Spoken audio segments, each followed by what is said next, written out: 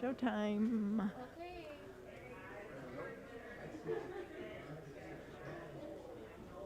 Okay. Good morning. Good morning, First Congregational South Milwaukee here in front of me, and all of you who are listening now or who will listen later. How is everyone today? Good. Good. Announcements. Any announcements? No announcements? Anybody? We did miss jam at the church this month because we all went out and walked through the cemetery, which was a great time on Friday night, and listened to Nels tell all the stories about all the great things this congregation has done throughout the centuries. So we're going to do it again the last Friday of this month, and this time we'll really do it. Okay. This next month. That's right, next month. November. Alrighty, so I think that will be the day after Thanksgiving. Yeah. Okay. Oh. Alrighty. Other announcements, anyone? I do want to tell you that Pastor Beth will be back next week.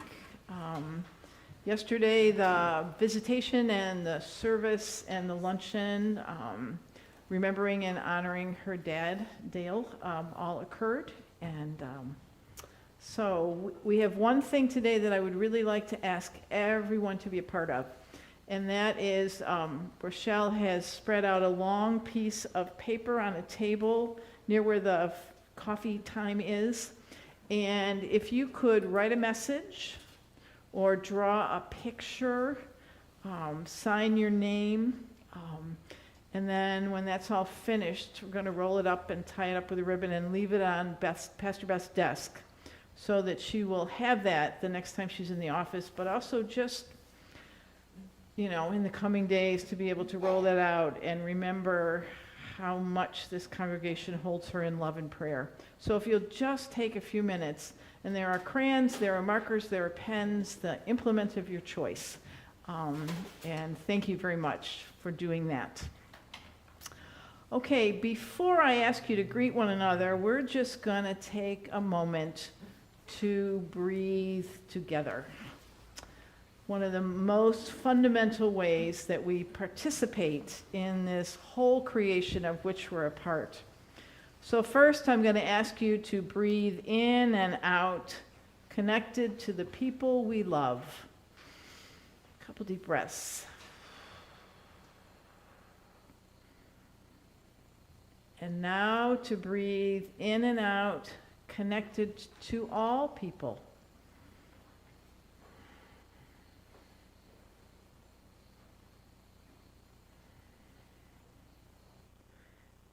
To breathe in and out, connected to all creatures.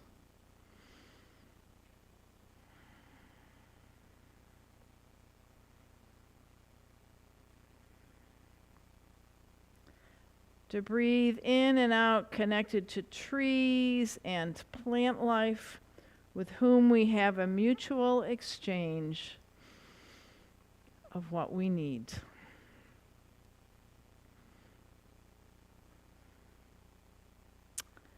And now I invite you to stand in body or spirit and breathe your greetings to one another. Good morning, all.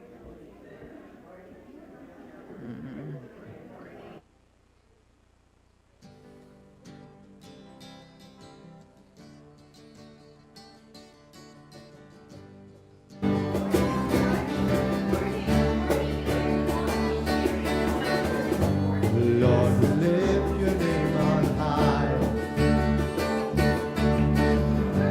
We're so glad to sing your praises.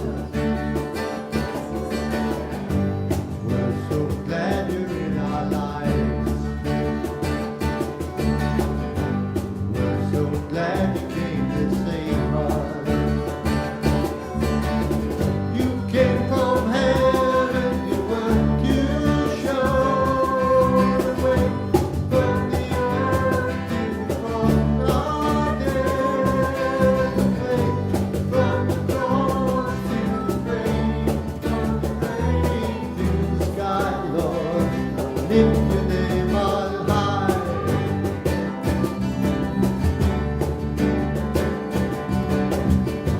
Lord, we lift your name on high. Lord, we're glad to sing your praises.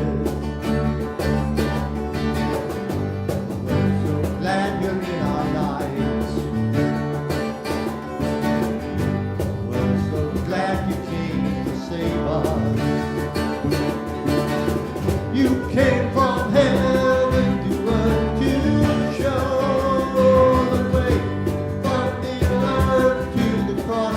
Our debt to pay, from the cross to the grave, from the grave to the sky, Lord. High, high.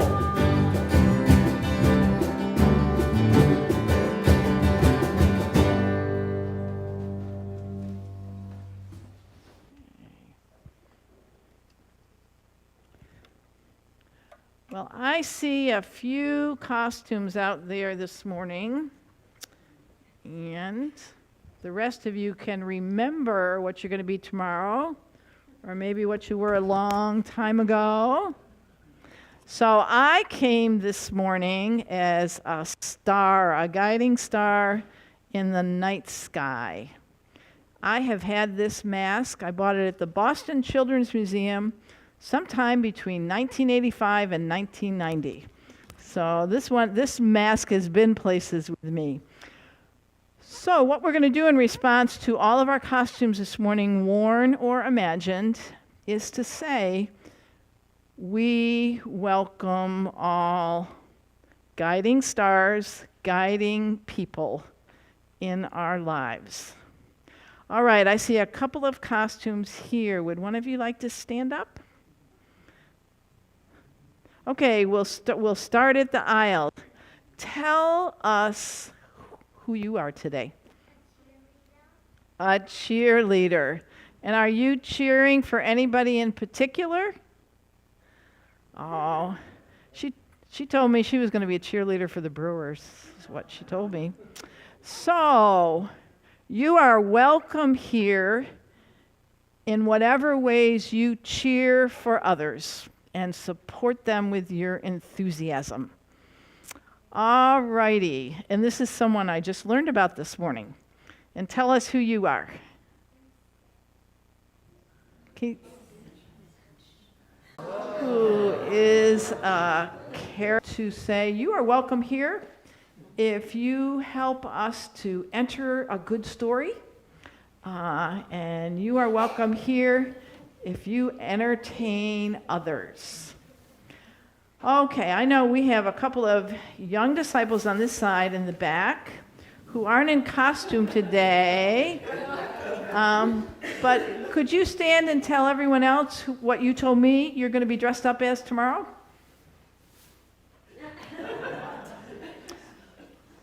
Well, a creeper.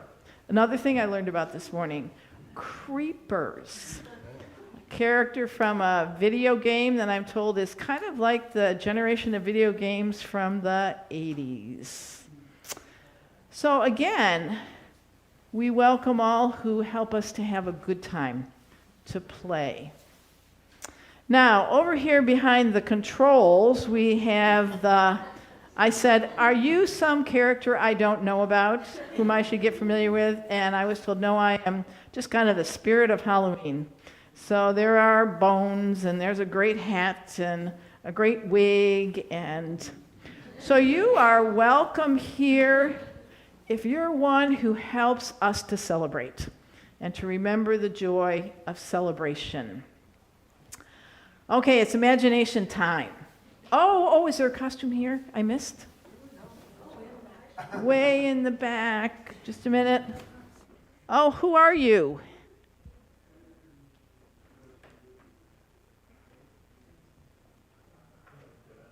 Oh my goodness, one I know. Is that Darth Vader who has come to join us? All righty. Well, we welcome here today any characters who live with us for a really, really long time. So, some of the rest of us, imagine yourself in a costume you've worn in the past. And this is people of all ages. What's a costume you've worn in the past? Yes. I have been Glenda Glenda the Good Witch. the Good Witch from Wicked and from the original Oz. Okay, so we welcome those who help us go over the rainbow. Someone else. Oh, good, you've got another one. Last year I was Tinkerbell. Oh, Tinkerbell, Tinkerbell, Tinkerbell, Peter Pan's sidekick. Oh, now we're getting in the zone of the stories that I really know, all starting with Darth Vader. And again, we remember and we welcome anyone who tells us a story that we live with a long time. My brother had a Peter Pan costume that we were shaped differently, but somehow I managed to squeeze into it a couple of times. When I took off from being, I was generally a witch, but when I took my non-witch years, I was Peter Pan, because it had a great hat with a pheasant feather. Could have been Robin Hood, too. So, all right, I'm thinking you're remembering another costume. Last year I was Belle. Belle from Beauty and the Beast.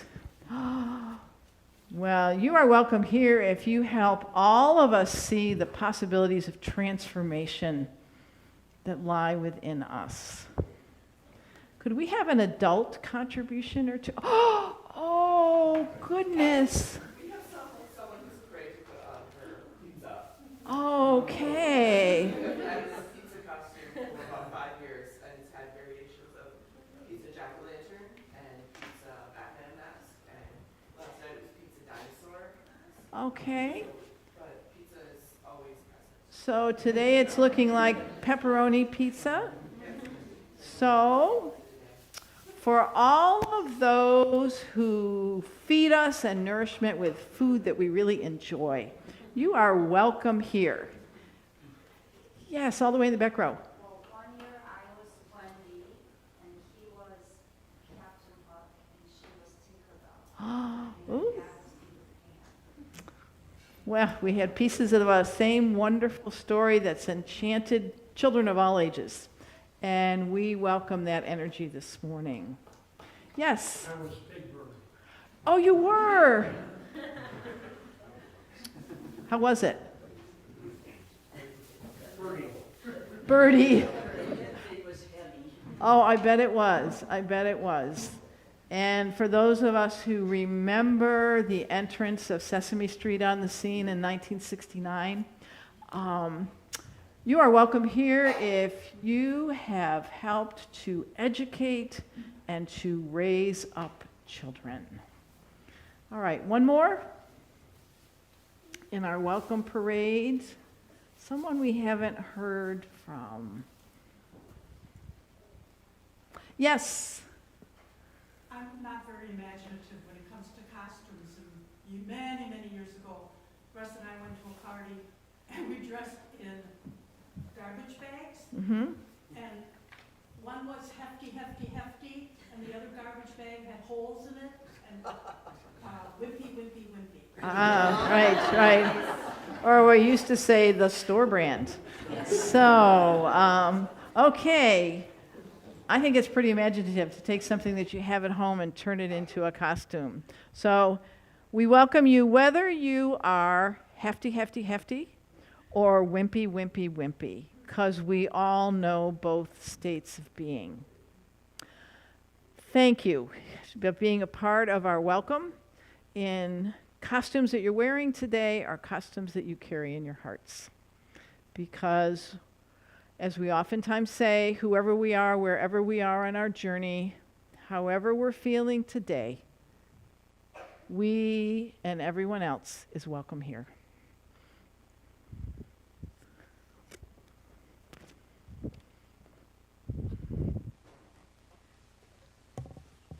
And now I would ask those who are able to stand and join in the opening prayer. If you could join me in the bolded parts. May we be loving, open, and aware in this moment. If we cannot be loving, open, and aware in this moment, may we be kind. If we cannot be kind, may we be non-judgmental. If we cannot be non-judgmental, may we not cause harm. If we cannot avoid causing harm, may we cause the least harm. Please be seated, and I would like to invite our young disciples to come forward.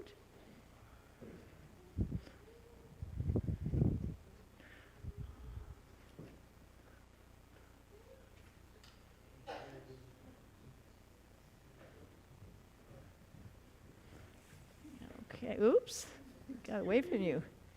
Thank you, thank you, thank you. All righty.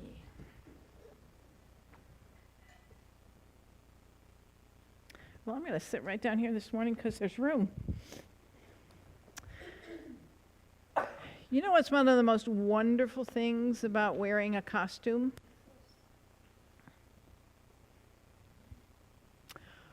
When we wear a costume, and I think this is really important, a reason for us to invite one another to wear costumes on a Sunday that comes close to Halloween. When we wear a costume, we try on another identity. We imagine ourselves as a piece of pizza, or Glenda the Good Witch, or Big Bird, or a cheerleader, even if we'll never be a cheerleader, or never have been a cheerleader. Or Stitch, or a creeper. The creepers are here, yeah. Or Darth Vader. When we put on a costume, we pretend that we are someone or something else. And we try to figure out what that feels like or what that might be like. Part of why we come to church week after week, year after year, part of why we spend time with all the stories in the Bible, is that we're always trying on a new identity in terms of what it means to be a person of faith. For those of you who were here last week, we talked about things that we have learned that were easy and things that we have learned that are hard. And a number of lessons in our faith story are hard. They're about the growth in our hearts. That's about learning to be a different person. And in your disciples in training time today, while we're doing the same thing here in the sanctuary, we're going to hear a story that's got one similar character to last week's story. And again, it's a story about learning that takes us a while. It takes us a while to reach a new identity because of what we believe and because of the presence of God in our lives. So whenever you try on a costume on Halloween or from the dress-up box, or if you're just in the mood to be something or someone else for the day, just think about how your identity is growing in faith always. And we get to learn and watch and grow right beside you. Don't forget this morning, as well as going to class, to leave a message or a picture for Pastor Beth and her family. And there's a big piece of paper spread out. And so that can happen during coffee time. Okay? And you can go to class now with those wonderful tiptoe feet that I heard last week.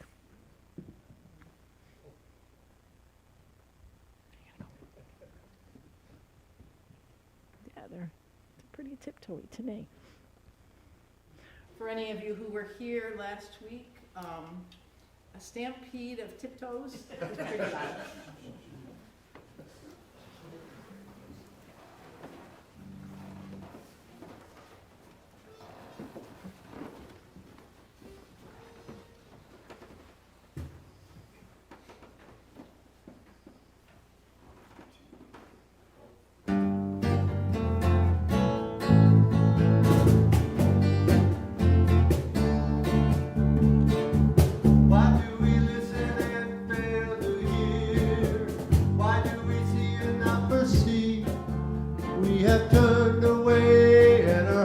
grow dull.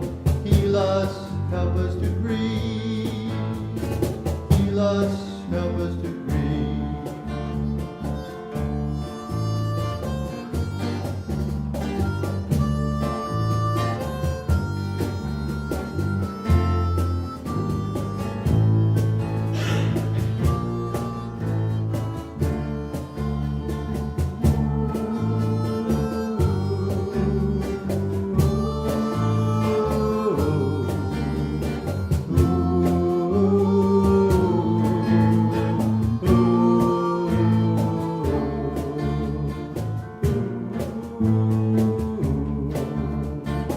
Why do we listen and fail to hear?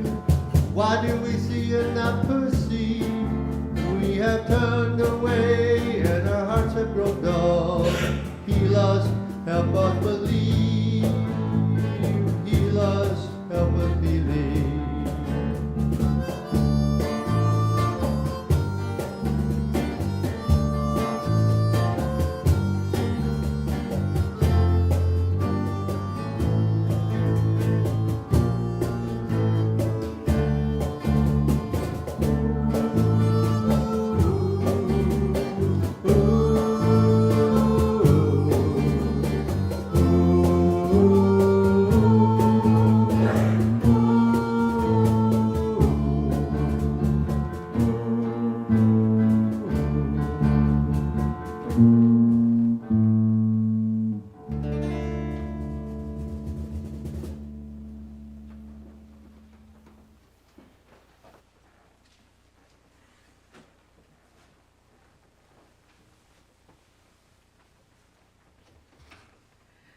Our scripture lesson today is from the Gospel of Luke, chapter 19, verses 1 through 10. He entered Jericho and was passing through it. A man was there named Zacchaeus. He was a chief tax collector and was rich. He was trying to see who Jesus was, but on account of the crowd, he could not, because he was short in stature. So he ran ahead and climbed a sycamore tree to see him, because he was going to pass that way. When Jesus came to the place, he looked up and said to him, "Zacchaeus, hurry and come on down, for I must stay at your house today." So he hurried down and was happy to welcome him. All who saw it began to grumble and said, "He has gone to be the guest of one who is a sinner?" Zacchaeus stood there and said to the Lord, "Look, half of my possessions, Lord, I will give to the poor, and if I have defrauded anyone of anything, I will pay back 4 times as much." Then Jesus said to him, "Today salvation has come to this house, because he too is a son of Abraham. For the Son of Man came to seek out and to save the lost."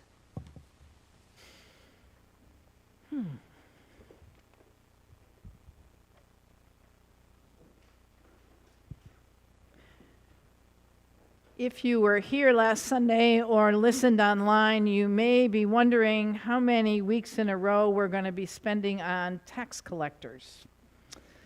But the tax collector is a stock character in biblical stories for the person you don't like, or the person whom you judge, or the person whom you are glad not to be.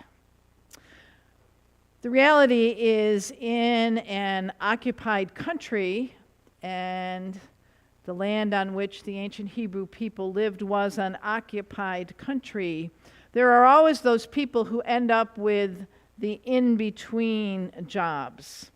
The empire doesn't usually do its own dirty work. It has locals who do the in-between jobs. And being a tax collector would be one of those in-between jobs.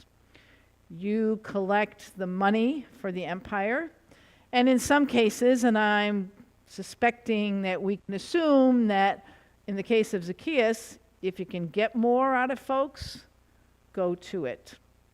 So Zacchaeus and a number of other tax collectors in the ancient Roman Empire and in other empires of all times occupied that in-between place and oftentimes got rich off of their neighbors. Sounds like someone good to disregard. Sounds like someone you can safely judge. If we were to backtrack in the Gospel of Luke to what's known as the Gospel on the Plain in Luke, it's the Gospel on the Mountain in Matthew, it's on the Plain in Luke, there are 3 wonderful verses, Luke 6, 36 to 38. Do not judge and you will not be judged. Do not condemn and you will not be condemned. Forgive and you will be forgiven. Give and it will be given to you. Pressed down, shaken up, and running together into your lap. For the measure you give is the measure you receive. Every time, by attitude or by action, when we judge or dismiss or act poorly in the direction of someone else, no matter who they are or what they've done, our lives grow a little smaller. Our spirits shrivel and our hearts harden.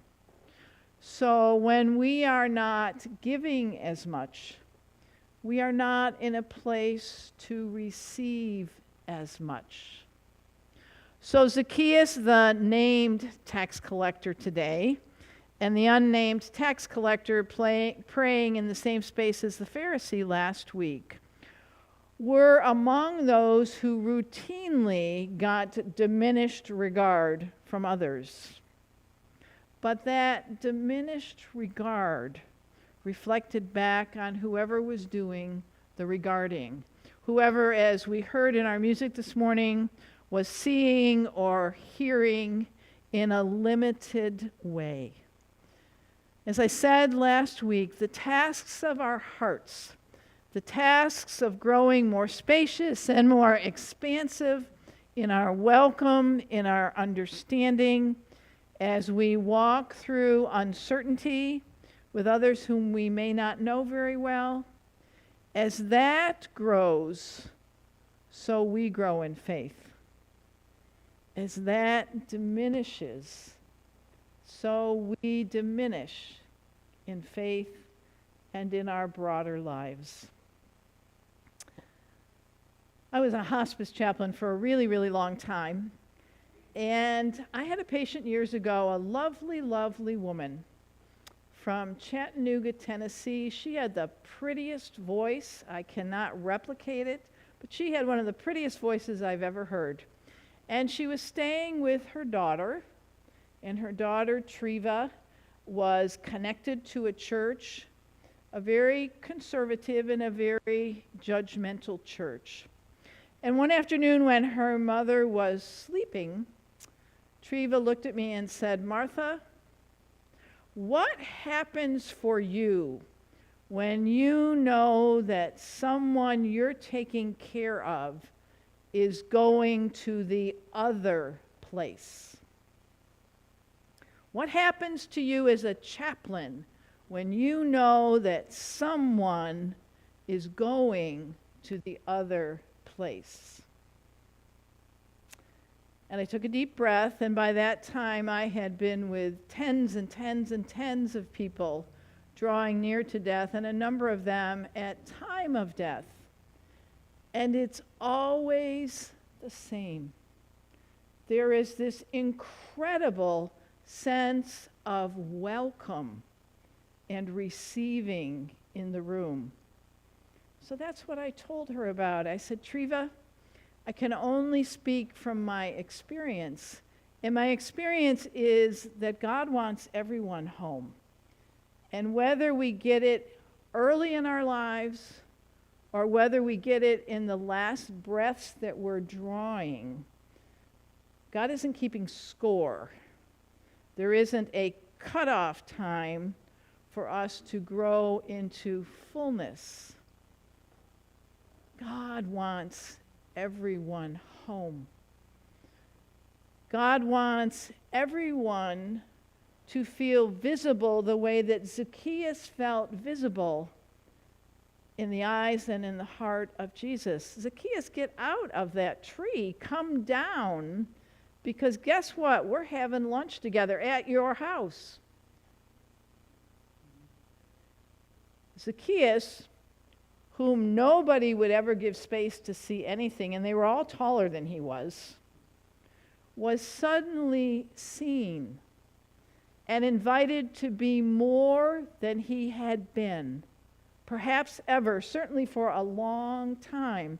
I'm going to have lunch at your house. You're going to be my host this day, while I will be the host to your new understanding of yourself. I had another patient once for a really, really long time. I used to call him Wild Bill. He was a retired Mississippi River boat captain. He had lived a hard life, and he had done everything to an addictive level. Alcohol, drugs, gambling, fast cars, and women. He had done it all. In his late 80s, he was still a tall man. He was a very attractive man. He was a very charming man.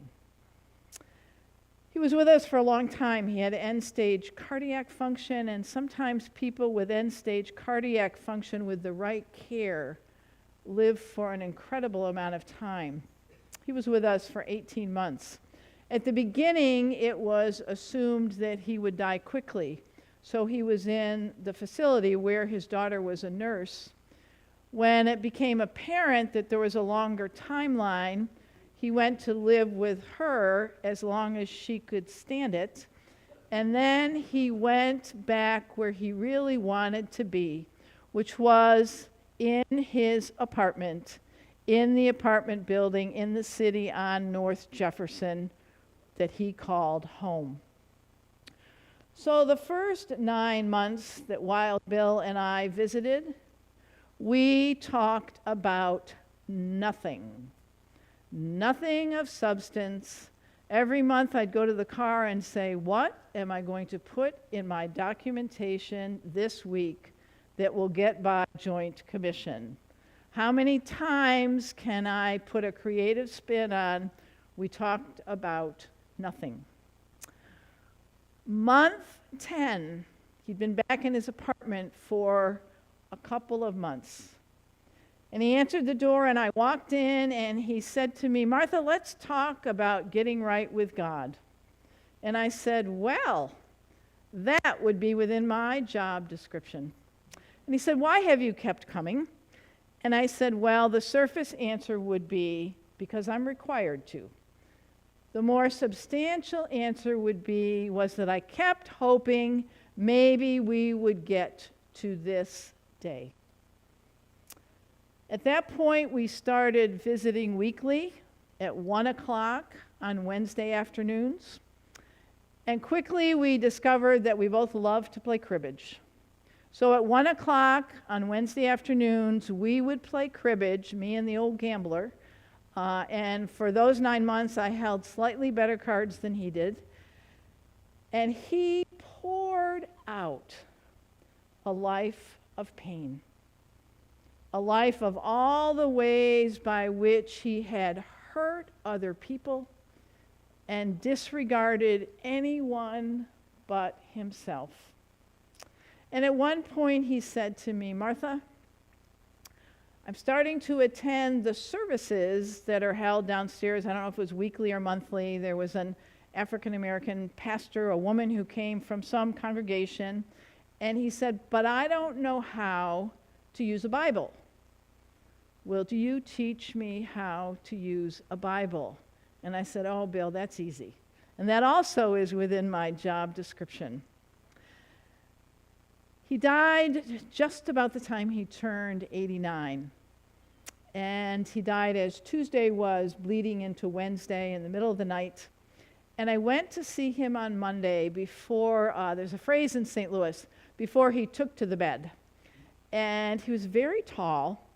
And just before he got into bed, he bent over and he whispered in my ear, "You can stop praying for me now, because there are plenty of prayers where I'm going. Please pray for others." Of hundreds of patients, he was the only patient who ever released me to care for others. He was someone who literally before my eyes and through all those cribbage hands had come to see himself as God saw him, who had come to hear in his ears and in his heart the message that Jesus brought, the story that Jesus lived, all of the examples of becoming a fuller, more expansive, more disciple-like person. Wild Bill literally became an icon for me of a transformed life. And after his service, his daughter handed me his cribbage board, which I still have tucked away as a reminder of the various ways by which we can come to see one another, hear one another's stories, see and hear and love one another into a new understanding of who we can be, a new identity, blessed by God, called forth by the Christ, and sustained by the Spirit. Tomorrow is one of the lesser-known holidays in the Christian year. Tomorrow is Reformation Day. It was on the 31st of October in 1517 that Martin Luther nailed the 95 Theses to the door in Wittenberg, with the intent to reform the church as it was. In the same way that Jesus moved amongst his people on the road in an attempt to reform the faith that he treasured and knew. A lot of people don't pay much attention to Reformation Sunday anymore. It seems like a historic relic. However, it is a reminder of our ongoing reforming and transformative energy as individuals and as congregations, so that we will be free to serve our own wholeness and the wholeness of others across both the human and the more than human world. This is the end of the tax collectors for a while, but they serve to remind us to pay attention to when we're getting judgy and when we've put on the cloak of condemnation and when we're not feeling too forgiving. When we stop seeing the potential even in the really hard people, when we stop seeing with the eyes of God about who we might all evolve to become. And thank you once more to Zacchaeus for living out that transformation quickly in our story. And also from me, thank you to Wild Bill, as I watched him live into a new and blessed identity. So may it be. And may we pause together for a moment of silence.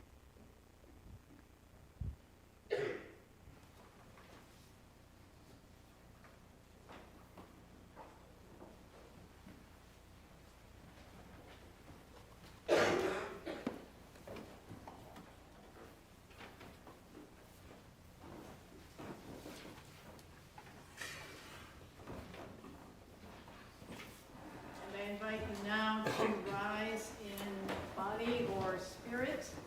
We will sing the first 3 verses of 539. Won't you let me be your servant?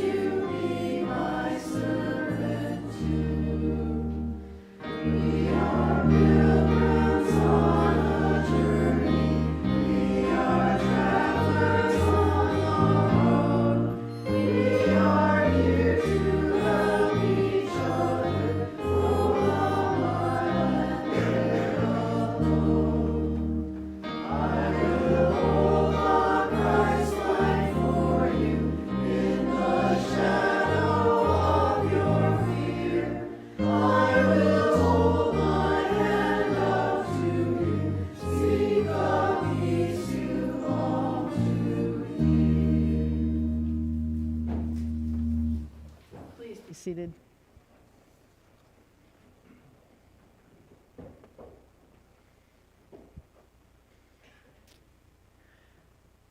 And this is a time when we pause to share with one another the prayers that we would like others to hold with us at this time.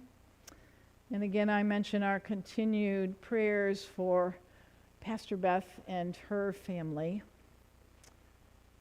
Other places, people, concerns, joys? Yes. Prayers of comfort and support. Our neighbor Nicole Fuentes passed away this past week. Mm. And services are in the next couple of days. Her husband and her 2 teenage boys will be meeting lots of support. Okay. So in the wake of neighbor Nicole's death, prayers as well for her family. May we be a blessing to them. May we be a blessing to them. Yes. I would like to ask for prayers for my friend Jim from college. His mom passed away yesterday. For him and his family in this time of sorrow. And then I'm also asking for a prayer for others. I hope and pray that others can have experience like our congregation. Our congregation is one of the most amazing blessings in this space. And I wish and pray sometimes others would have the experience that me and my daughter received from this congregation. So first, a prayer for Jim and all around him in this time of grief. May we be a blessing.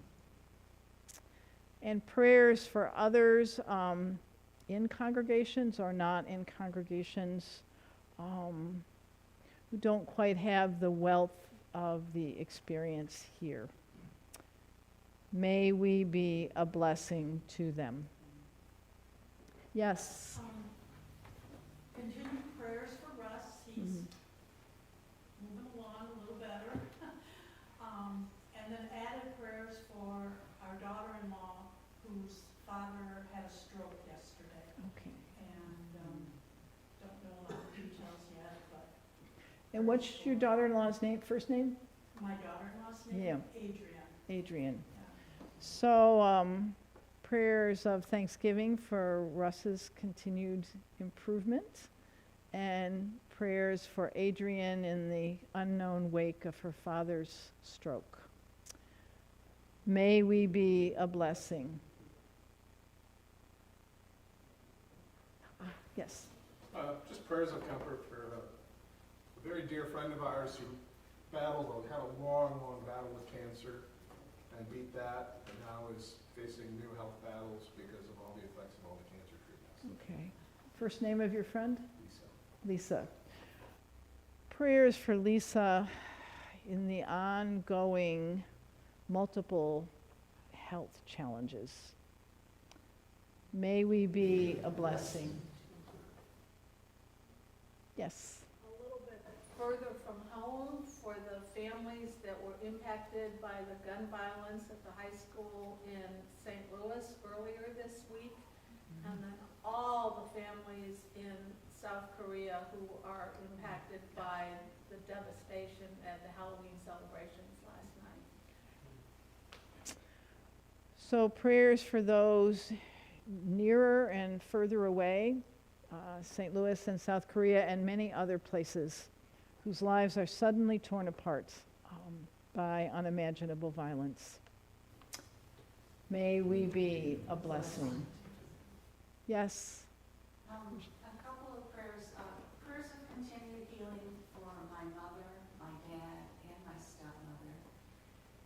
And my uncle just found out that his cancer is back, and it looks like it's going to be pretty progressive. He's too young to deal with this. And a prayer of thanksgiving for all the wonderful caregivers. So prayers for multiple members in Rochelle's family, prayers for the caregivers she mentioned as a group, and prayers for Rochelle as an ongoing caregiver. To all of these, may we be a blessing.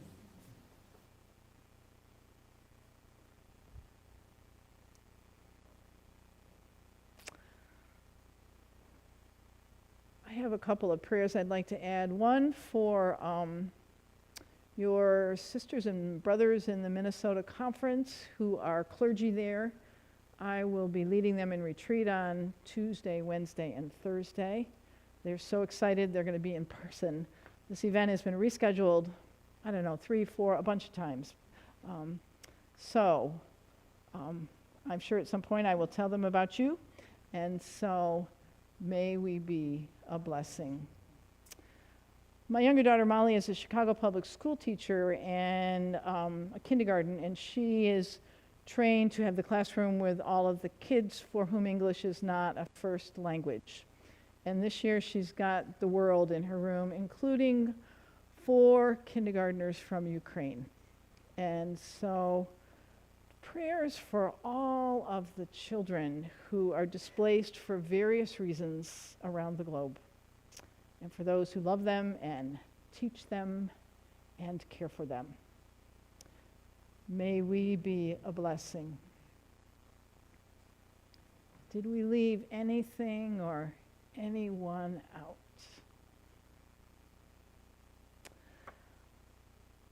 Let us pause quietly together, and then we will read the Lord's Prayer, the same version we used last week from Neil Douglas Klotz.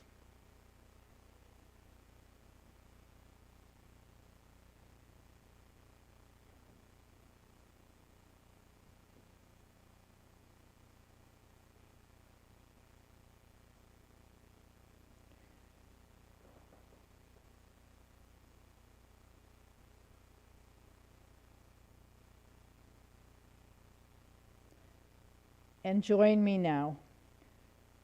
God of the cosmos, focus your light within us. Make it useful. Create your reign of unity now through our hearts and willing hands. Help us love beyond our ideals and sprout acts of compassion. Animate the earth within us. We then feel the wisdom underneath supporting all. Untangle the knots within so we can mend our heart's ties to each other. Don't let surface things delude us, but free us what holds us back from our true purpose. Out of you, the astonishing fire, returning light and sound to the cosmos. Amen. And now we will sing the remaining 3 verses, verses 4 through 6, of Won't You Let Me Be Your Servant.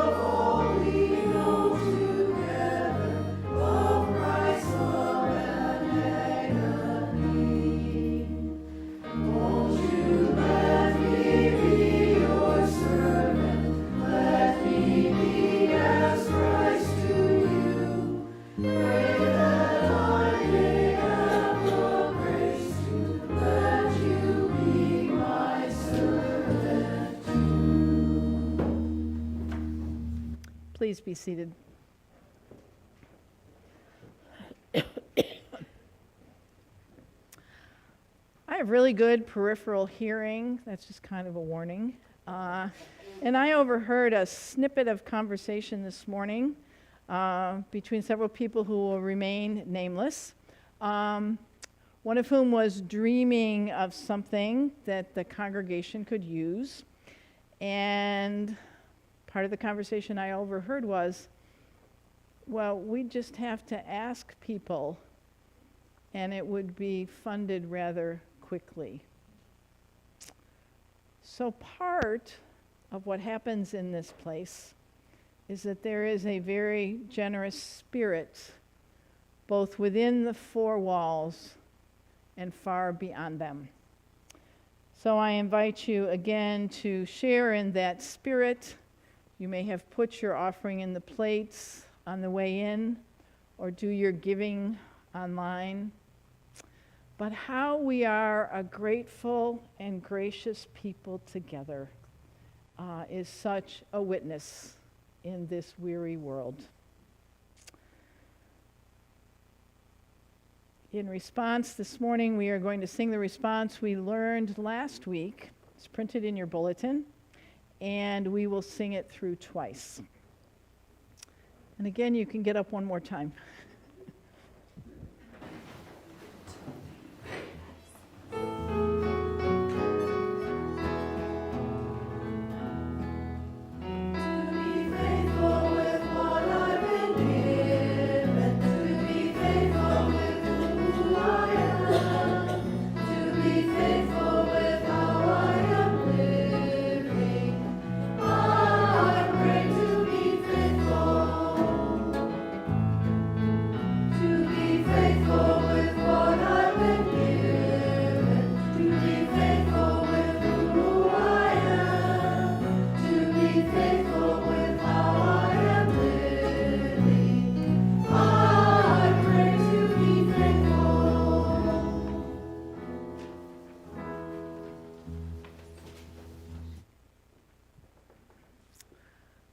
Before the words of blessing, a reminder about the long piece of paper that we can all sign and draw on to share our love and care with Pastor Beth and family.